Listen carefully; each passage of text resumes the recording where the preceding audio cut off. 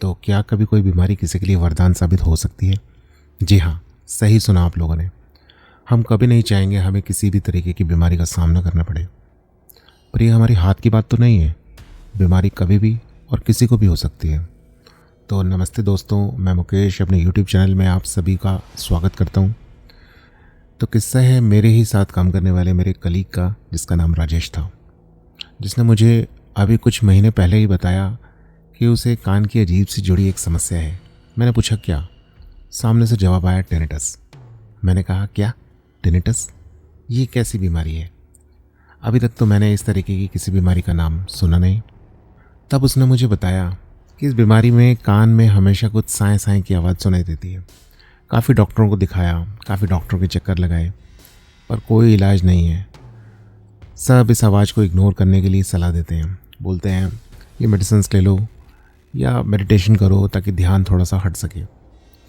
तो किस्सा है उसी की पुरानी कंपनी का, जिसने आराम से एक दिन हम लोग बैठे हुए थे तो उसने मुझे बताना शुरू किया कि कुछ ऐसी घटना ज़िंदगी में उसके साथ घटी कि जो कि वाकई थोड़ा हैरान करने वाली है और काफ़ी सोचने वाली है कि ज़िंदगी में बहुत बार कभी कभी इन बातों का हमारे पास जवाब नहीं होता। तो चलिए किस्सा शुरू करते हैं। तो किस्सा है उसकी पुरानी कंपनी का, जिसमें वह पहले काम करता था, जो कि कंपनी दिल्ली में तो थी, लेकिन उसकी प्रमोशन होने के बाद उसकी पोस्टिंग हिमाचल के नूरपुर में हो गई। जॉइनिंग का पहला दिन था तो उसने मुझे बताया कि ऑफिस पहुंचा ही था तो वहाँ माहौल बड़ा ही शांत था। ऑब्वियसली हिमाचल जगह ही अच्छी है, वहाँ वो पहुंचा। बट ऑफिस की जो लोकेशन थी, ऑफिस के जो आसपास का माहौल था, बहुत शांत था। अंदर भी शांत था और बाहर भी बहुत ही कम कंस्ट्रक्शन थी, बहुत ही कम जो है वो थोड़ा सा सुनसान जगह पर ही ऑफिस बना हुआ था। लिमिटेड ही कंपनीज वहाँ पर थी। तो जैसे कि उसको पहुँच के वहाँ पर काफ़ी अच्छा लगा, क्योंकि दिल्ली की भीड़ भाड़ और इतनी परेशानी के बाद जब इंसान किसी ऐसी जगह पहुँचता है तो ऑब्वियसली अच्छा लगता ही है। तो अंदर पहुँचने के बाद तो सभी से हाय हेलो करने के बाद जैसे उसने अपने केबिन में एंटर किया तो देखा केबिन के पीछे से काफ़ी अच्छी हवा आ रही है। तो सोचा कि चलो पीछे से कुछ नज़ारा ही देख लें। तो पीछे के नज़ारे को देखने लगा। पीछे सभी तरफ से ऊंचे ऊंचे पेड़ और बहुत ही सुहावना लग रहा था उसे। पर तभी उसने कहा, मेरी नज़र टीन के कुछ बड़े बड़े शेड्स पर पड़ी और अचानक से दिमाग में कुछ ठनका। अरे ये क्या है? ये तो शमशान घाट लगता है। बट ये नहीं हो सकता है मेरा वहम हो। ये सब सोचते हुए अपने पहले दिन की शुरुआत की। काफ़ी अच्छे से बीत रहा था और शाम होते होते उसने सोचा कि घर जाने की तैयारी कर ही लेते हैं कि अचानक से ये टेनिटस का प्रॉब्लम फिर से कानों में शुरू हो गया। इस बात से तो वो पहले से ही परेशान था। अब वो ये बताने लगा कि कानों में शोर सुनाई देते देते मैं उसे इग्नोर कर रहा था, लेकिन इसका इलाज मेरे पास था नहीं। मुझे फिर भी उसने कहा। अब वो अपने हिसाब से ही स्टोरी बताने लगा। मेरे दोस्त ने बिल्कुल आप बीती मुझे बताई कि जैसे ही मैं वहाँ पर खड़ा हुआ था, ये सब सोचते सोचते पहले ही दिन की शुरुआत काफ़ी अच्छे से बीती और शाम होते होते अचानक उसने कहा, मैंने भी घर जाने की तैयारी कर ही ली थी कि फिर से टेनिटस का कानों में शोर सुनाई देने लगा। इग्नोर करते हुए मैंने अपना सामान पैक किया, ऑफिस से अलॉटेड घर की ओर चल दिया। पर रात को भी इन शेड्स का ख्याल मुझे आता रहा। मैंने सोचा क्या ये वाकई ऑफिस किसी शमशान घाट के पास है? खैर सोचते सोचते अब आंख लग गई और दिन हो गया। पता ही नहीं चला कि टाइम कि कैसे ये सोचते सोचते मेरी आंख लग गई और दिन निकल आया। अब टाइम ऑफिस पहुंचने का था।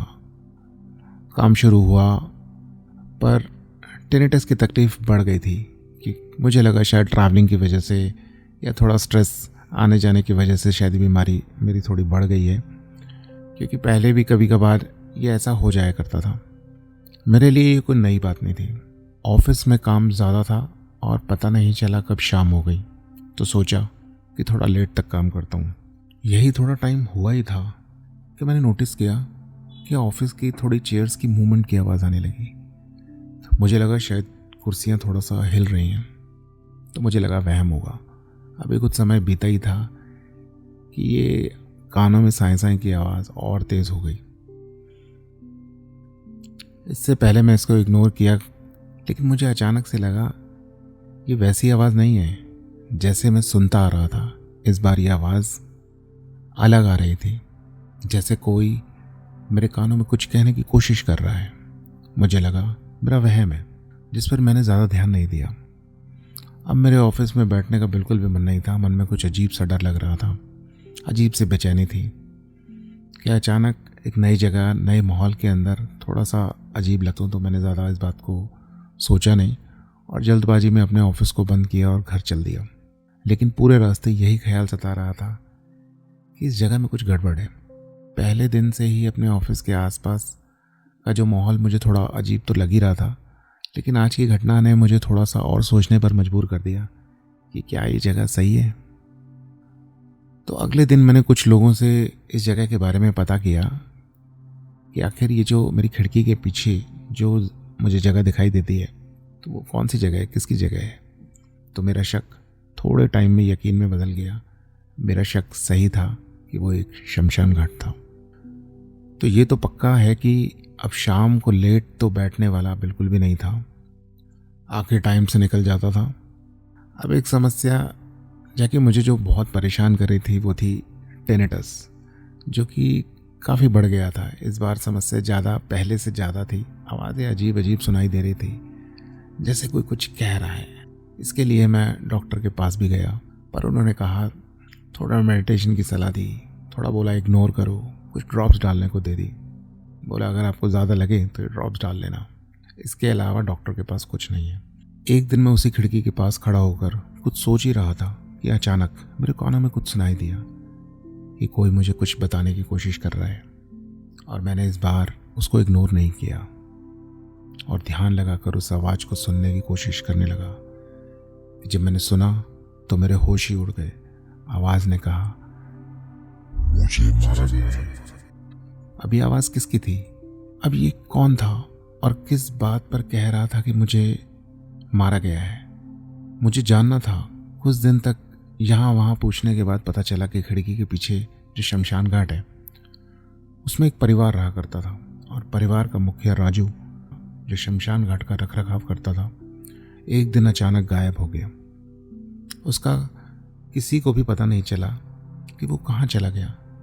और बाकी के कुछ समय बाद गांव वालों ने उस परिवार को भी नहीं देखा।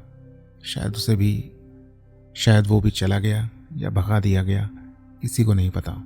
कोई पक्की तरीके से इस बात को बता नहीं पाया। अब मुझे लगा कि ये हो ना हो, यह आवाज़ जो मुझे कुछ कहना चाह रही है, इसका संबंध जरूर इस शमशान घाट से है। और इस बात का मुझे पता करना ही था कि कैसे। इस बात का जवाब मेरे पास बिल्कुल नहीं था, जिसे मैंने समय पर ही छोड़ दिया। लेकिन जल्दी ही मुझे इसका जवाब मिल गया। एक रात मैं अपने कमरे में सो रहा था कि अचानक मेरी आँख खुली और मेरे कानों में एक आवाज़ साफ सुनाई दी कि मुझे मारा गया है, जिसमें मेरा कोई दोष नहीं था। पर पास के गांव के सरपंच के लड़के ने मेरी हत्या की है और मुझे इसी शमशान में ही दबा दिया गया। ये सुनते ही मेरी नींद ही उड़ गई और समझ ही नहीं आ रहा था कि क्या करूं। क्या मैं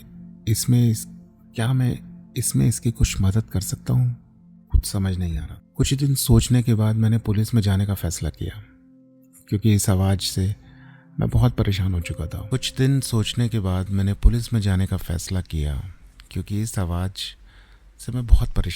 था। और मुझे कुछ समझ नहीं आ रहा था कि क्या करूं। आखिर पुलिस स्टेशन पहुंचा। पुलिस स्टेशन पहुंचने के बाद थानेदार जी को मैंने सारी बातें पूरा डिटेल में बताई। पहले तो थानेदार जी ने मेरी बात पर भरोसा ही नहीं किया, लेकिन मेरी पूरी बात ध्यान से सुनने और समझने के बाद उन्होंने देखा कि ये इंसान दिल्ली से आया है, अभी अभी पोस्टिंग हुई है, इस बारे में इसको क्या पता। पुलिस को थोड़ा सा मेरे पे भरोसा हुआ और मेरे कहने पर उसने राजू को ढूंढने का फैसला किया, जो कि ये केस पहले ही बंद हो चुका था। पुलिस बताई जगह पर पहुंची और उसे खोदा और पुलिस के भी होश उड़ गए। जिसे वो ढूंढ रहे थे उसी की लाश को यहाँ दफनाया गया था, और उसके साथ साथ एक लाश और मिली जिसके बारे में खुलासा होना बाकी था।